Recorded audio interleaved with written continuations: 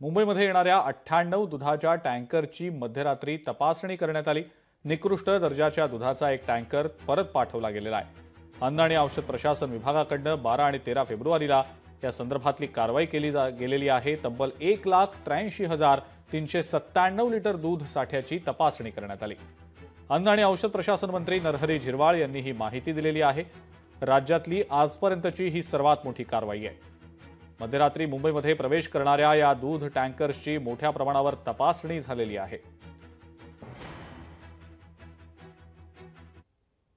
दुधातल्या भेसळीचा म्हणजे आपण जे म्हणतो केमिकल टाकून म्हणा किंवा काही करून दुधात वाढवलं जातं दूध, त्याचा तपास करतोय।